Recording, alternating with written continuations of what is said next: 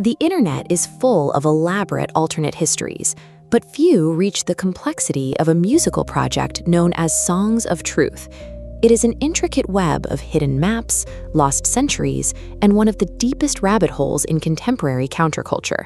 The project is built on an eschatology called the Little Season. This framework suggests that the 1,000-year millennial reign of peace described in the Bible isn't a future event.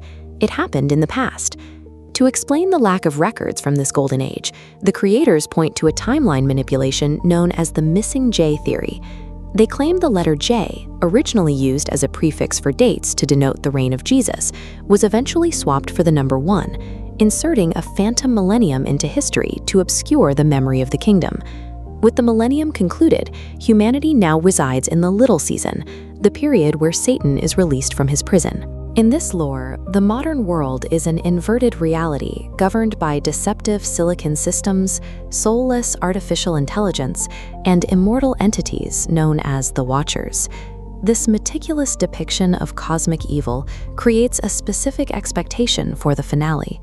A narrative tracking shape-shifting demons and stolen centuries naturally leads the listener toward a brutal conclusion defined by fire, brimstone, and eternal destruction.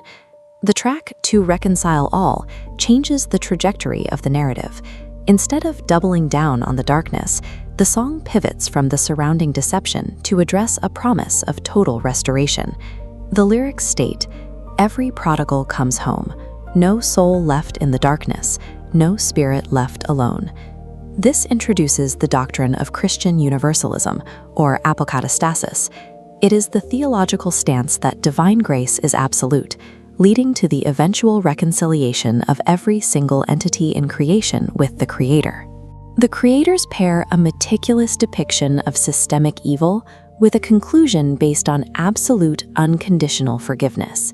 It is a structural shift that recontextualizes the entire conspiracy framework. The song analyzes the mechanics of this shift by claiming the institutional church built its pulpit on a translation of fear. The creators argue that the early church's focus on a temporary refining fire was altered by later religious institutions. They suggest the modern concept of an eternal hell was a deliberate addition to the theology. The center of this argument is the Greek word aionion. Originally signifying a specific age, it was weaponized into the concept of infinity. This doctrine of endless torture is a man-made matrix used for chronological and spiritual control, a tool to keep the masses obedient. By stripping the doctrine of its divine authority, the project reclaims the fire as a measured, restorative process. If hell is not a place of eternal torment, the question becomes how to interpret the lake of fire described in the book of Revelation. The song explains that the fire only lasts until the dross is gone.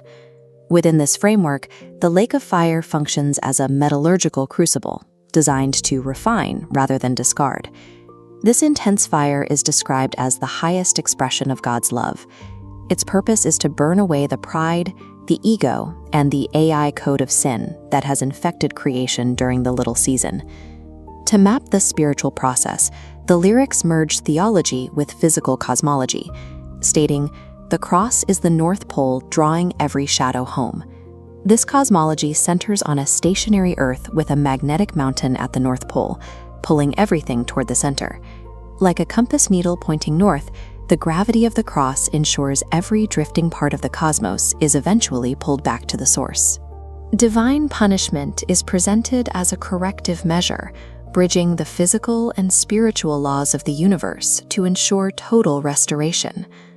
Applying the doctrine of universal salvation to the Little Season changes the emotional focus of the entire project. The narrative is no longer an endless war between light and dark. Instead, the rebellion and the deception of the current age are viewed as temporary tools in a plan for cosmic education.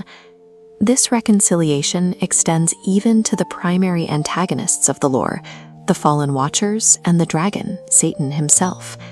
They are not tortured in perpetuity. Instead, their arrogance is processed through the Crucible until they bow in tears of restored love. Within this framework, World history concludes with the total reconciliation of even the most extreme forms of evil. Standard internet conspiracy culture almost exclusively leaves its audience in a state of terminal paranoia and fear. The Songs of Truth project uses music to bypass the intellectual defenses of the listener and deliver a specific spiritual frequency. The track To Reconcile All provides the key to the project, shifting the focus from the details of the deception toward the mechanics of restoration. No matter how deep the elite deception goes or how dark the little season appears, the end of the story is defined by absolute restoration. Divine justice achieves its final expression in the promise of a total restoration where all things are made new.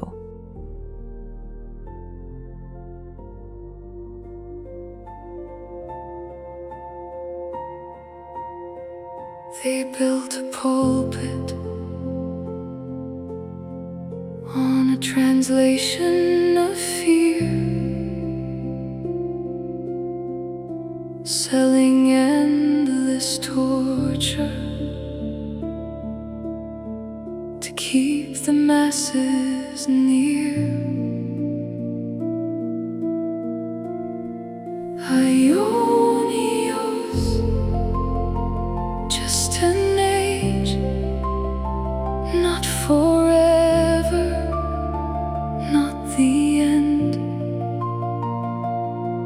The fire only lasts until the dross is gone. The cross is the North Pole, drawing every shadow home.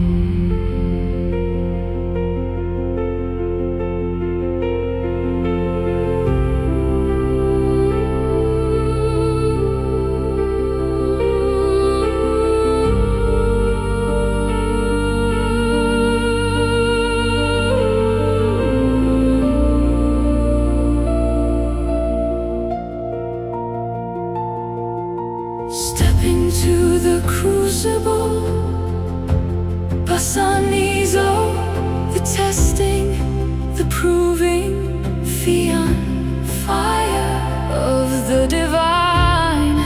It burns away illusion, it burns away the clay.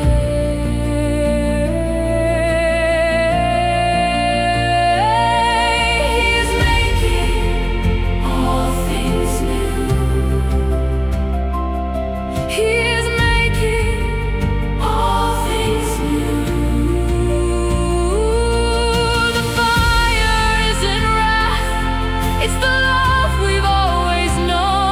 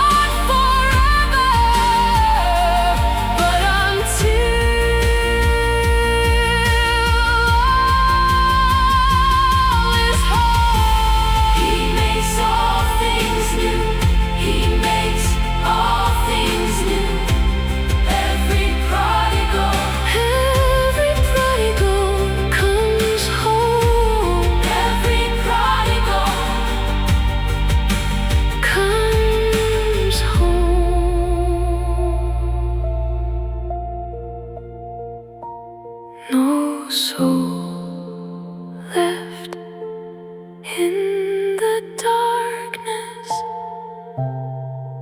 no spirit left alone, no soul left in the darkness, no spirit left alone. Every prodigal comes home, every prodigal comes home.